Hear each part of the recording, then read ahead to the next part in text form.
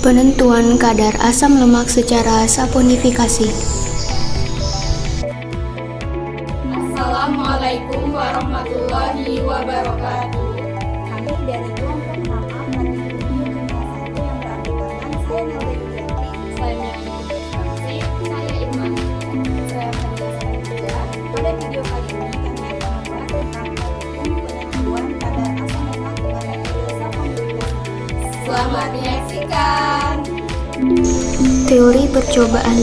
Saponifikasi adalah suatu proses untuk memisahkan asam lemak bebas dari minyak atau lemak dengan cara mereaksikan asam lemak bebas dengan basa atau reaksi lainnya sehingga membentuk sabun. Reaksi saponifikasi adalah proses pembuatan sabun yang terjadi dengan mereaksikan asam lemak dengan basa sehingga terjadi sintesis air dan garam karbonil. Produk yang dihasilkan dari proses saponifikasi adalah sabun dan gliserin.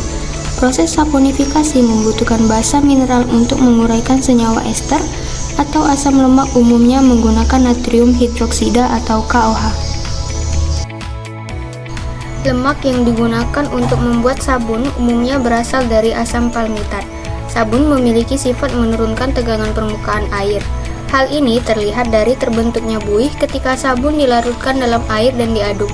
Sabun adalah garam karboksilat basah dari asam lemak yang terutama mengandung garam C16 dan garam C18 yang terhidrolisis sempurna dalam larutan NaOH atau KOH. Gugus R pada sabun bersifat hidrofobik karena bersifat nonpolar dan COONa bersifat hidrofilik atau polar. Sabun adalah garam natrium atau kalium dan amonium yang dihasilkan oleh asam lemak dan larut dalam air. Semakin panjang rantai karbon, semakin mudah membeku dan semakin sulit mencair.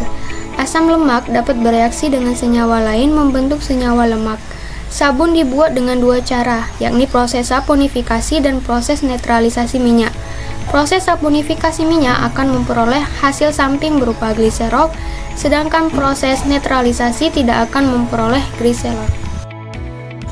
Secara umum, alkali yang umum digunakan adalah soda api natrium hidroksida atau basa lain seperti kalium hidroksida dan amonium. Sabun yang dibuat dengan NaOH larut dalam air lebih lambat daripada sabun yang dibuat dengan kalium hidroksida.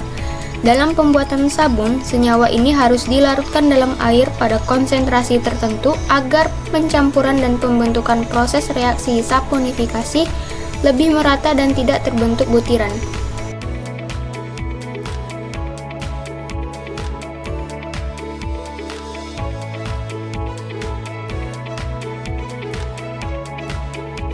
Prosedur yang pertama, timbang sampel mentega sebanyak 1 gram.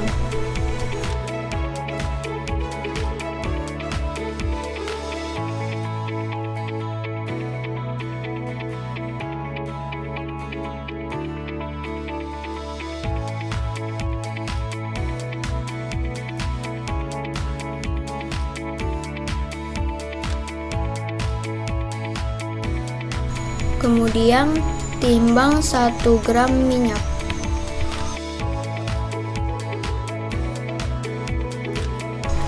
Tambahkan 5 ml etanol ke dalam gelas beker. Kemudian aduk rata dan pindahkan isinya ke dalam Erlenmeyer.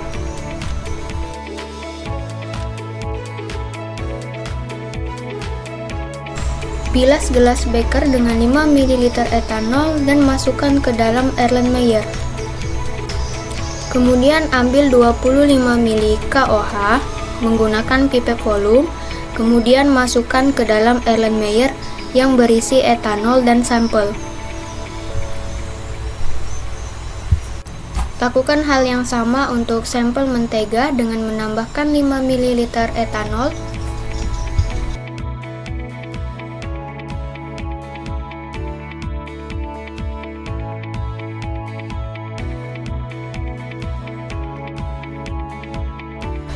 Kemudian aduk rata hingga mentega larut dalam etanol.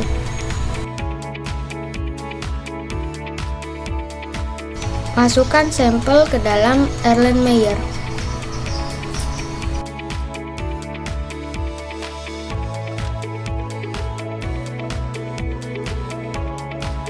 Lalu bilas gelas beker dengan 5 ml etanol yang kemudian dimasukkan ke dalam Erlenmeyer.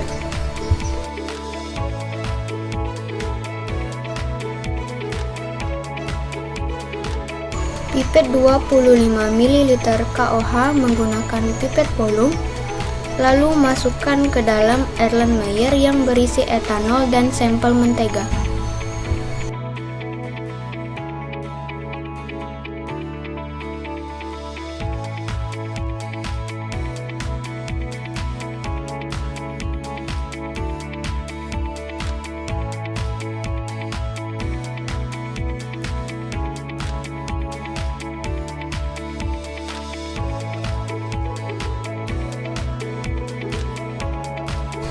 Lakukan hal yang sama untuk Blanco tanpa menggunakan sampel. Kemudian pasang reflux pada Erlenmeyer dalam water bath.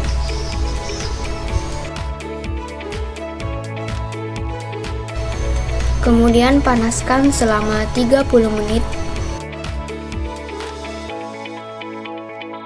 Setelah 30 menit, keluarkan Erlenmeyer dari water bath. Kemudian dibiarkan hingga dingin. Masukkan HCl 0,5N ke dalam buret. Kemudian tambahkan 1 tetes indikator PP ke dalam larutan Blanco. Kemudian titrasi Blanco dengan HCl sampai warna merah muda menghilang.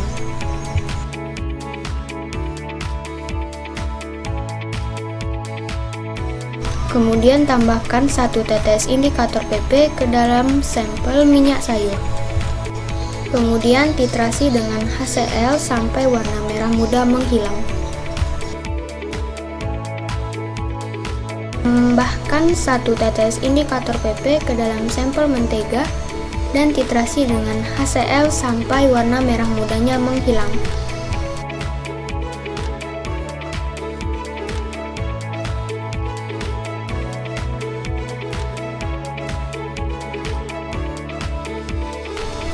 Pada praktikum ini, kadar asam lemak ditentukan melalui proses saponifikasi, yakni reaksi hidrolisis asam lemak dengan bantuan basa kuat. Saponifikasi menghasilkan produk utama berupa sabun dan produk samping ialah gliserol. Sampel yang digunakan pada percobaan ini ialah mentega dan minyak sayur. Dalam proses saponifikasi ditambahkan etanol ke dalam sampel mentega dan minyak sayur. Tujuan dari penambahan ini adalah untuk melarutkan lemak sehingga reaksi saponifikasi dengan KOH bisa berlangsung lebih cepat. Etanol dipilih karena sifatnya yang semipolar, sehingga dapat dengan mudah larut baik dalam lemak maupun air. Setelah itu, KOH ditambahkan ke setiap sampel untuk bereaksi dengan lemak dan menghasilkan sabun serta gliserol. Penggunaan KOH juga bertujuan untuk menghitung nilai saponifikasi, yaitu jumlah basa yang diperlukan untuk menyabunkan sejumlah lemak atau minyak tertentu. Karena reaksi saponifikasi berlangsung cukup lambat, maka dilakukan pemanasan dengan menggunakan alat reflux di dalam penanas air. Pemanasan ini bertujuan untuk mempercepat reaksi tanpa mengurangi komponen yang terkandung dalam larutan. Setelah proses pemanasan, larutan dibiarkan dingin sebelum dilakukan titrasi dengan HCl. Sebelum titrasi dimulai, indikator PP ditambahkan yang membuat larutan berubah menjadi merah muda. Titrasi dihentikan saat warna merah muda hilang yang menandai titik akhir titrasi. Volume HCl yang digunakan selama titrasi ini digunakan untuk menghitung jumlah KOH yang bereaksi dengan lemak dalam sampel mentega dan minyak sayur selama proses saponifikasi. Dari hasil titrasi, volume HCl yang dibutuhkan untuk sampel mentega adalah 25,9 ml dan untuk minyak sayur adalah 26,1 ml. Prinsip bilangan saponifikasi adalah mereaksikan sampel minyak atau lemak dengan larutan KOH berlebih yang sudah diketahui konsentrasinya sehingga terbentuk gliserol dan sabun. Ketika minyak atau lemak dicampur dengan KOH berlebih yang dilarutkan dalam etanol, KOH akan bereaksi dengan trigliserida di mana 3 molekul KOH bereaksi dengan 1 molekul minyak atau lemak. Setelah reaksi selesai, sisa KOH yang tidak bereaksi dititrasi menggunakan HCl dengan konsentrasi yang sudah diketahui. Hal ini bertujuan untuk menghitung berapa banyak KOH yang benar-benar bereaksi dengan asam lemak dan asam lemak bebas dalam sampel. Berdasarkan hasil perhitungan dari data praktikum, kadar asam lemak yang ditemukan pada sampel mentega adalah 0,0112 gram dengan bilangan saponifikasi sebesar 5,6 mg KOH per gram. Sedangkan pada sampel minyak sayur, kadar asam lemaknya 0,00 saponifikasi sebesar 11,2 mg KOH per gram. Menurut standar SNI, bilangan saponifikasi minyak seharusnya berada di kisaran 180 sampai 265 mg KOH per gram. Maka dapat dikatakan bahwa bilangan saponifikasi yang diperoleh masih jauh di bawah rentang yang telah ditetapkan oleh SNI. Nilai bilangan saponifikasi dipengaruhi oleh panjang rantai karbon asam lemak dalam minyak atau lemak. Semakin pendek rantai karbonnya, maka semakin tinggi bilangan saponifikasinya. Sebaliknya, jika berat molekul minyak atau lemak lebih besar, bilangan saponifikasi akan lebih rendah. Semakin tinggi bilangan saponifikasi menunjukkan bahwa asam lemak dalam minyak lebih kecil yang menandakan kualitas minyak atau lemak yang lebih baik. Sebaliknya, bilangan saponifikasi yang rendah menunjukkan kualitas yang lebih rendah.